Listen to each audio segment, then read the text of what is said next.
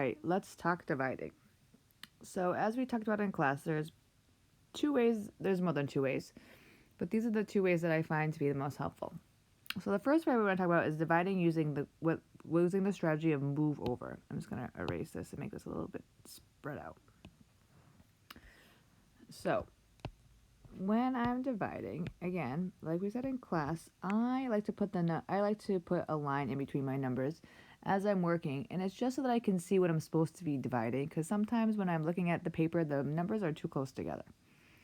So my first step is to divide. So I'm going to ask myself, so before I put this line here, let me go back a step.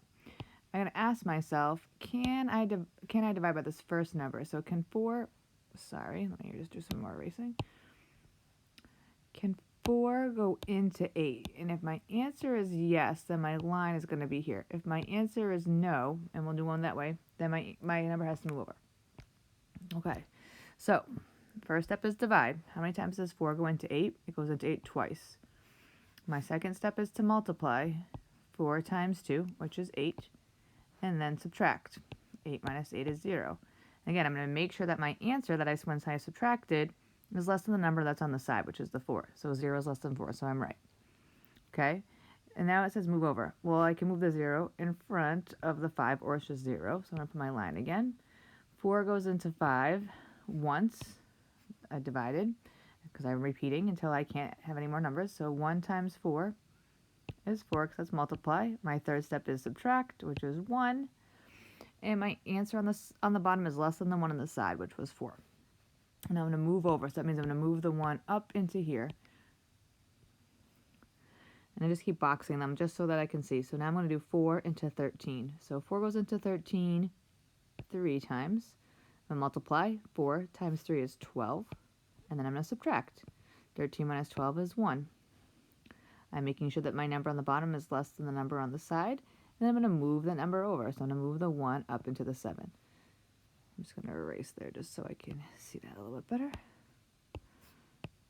Boop, boop. Okay. And then I'm going to say, and then I'm going to repeat. So 4 goes into 17 4 times. And 4 times 4 is 16. That's multiply. My third step is subtract. And my number is less than the one on the side. And I have nothing to move over because I have no more numbers, so I'm out of numbers. So that means this last one is my remainder. All of these other guys are not your remainder because they're part of your problem still. Okay, so let's try another one. Of course, now I made the eraser small, so it takes forever to erase. Okay. So we're going to go 6 divided by 3, 8, 4, 5. Okay. So now, when we were doing with the 4, I'm going to ask myself, can 6 go into 3? It cannot. So now I have to use this whole number. So this is when I do this with this guy. 6 goes into 38. Okay.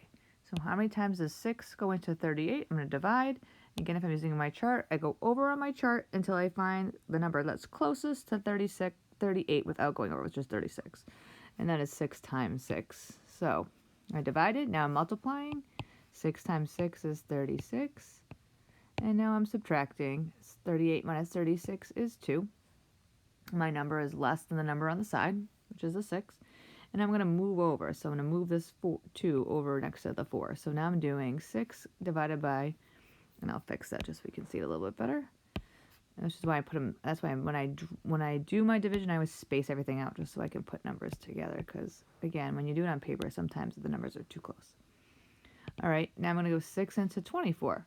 So 6 goes into 24 4 times. So 6 times 4 is 24. That's step 2 of multiply. Sorry, that's a bad 24. And then my third step is subtract. 24 minus 24 is 0. And then I need to make sure my number is less. Yes, it is. And I'm going to move over, which is just a 0. And now I have to repeat. So how many times is 6 going into 5? It doesn't. It goes in 0 times. And that means we can't just leave it here. We have to make sure we put a 0. Then we go 0 times 6 is 0. And then 5 minus 0 is 5. And this is last number again is your remainder. We can't just leave it blank. We have to make sure that we put a 0 there. Okay, let's do one more. I don't know why this guy does not want me to get erased. Okay, so just a reminder that when you set this up, you should set it up to be successful. So you might not want to do it on the paper that like the worksheet's on. You might want to just give yourself some more space. Use your whiteboard or just use another piece of paper. Okay. All right. So I'm gonna set this up. 7, 5, 1. Oh, I'm just gonna spread that out a little bit more just in case. 5, 1, 4, 2, 5. Okay. So 7 can't go into 5, so 7 has to go into 51. 7, how many times does 7 go into 51? 7 times. That's divide. Multiply. 7 times 7, 49. Subtract.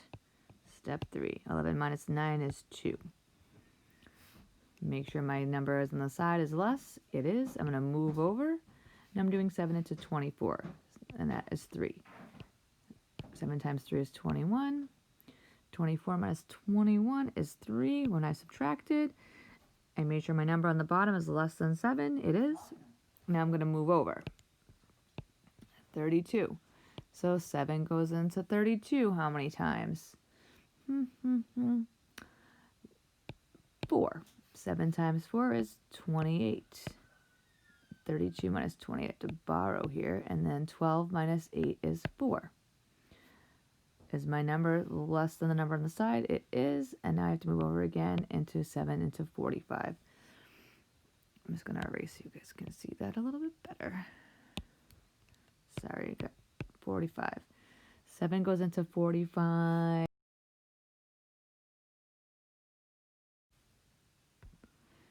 7 goes into 45 6 times. Once my guy lets me write. 6 times. 7 times 6 is 42. And then 45 minus 42 is 3. And the remainder is 3. Remember, these guys here are all in your problem. The last number is your remainder.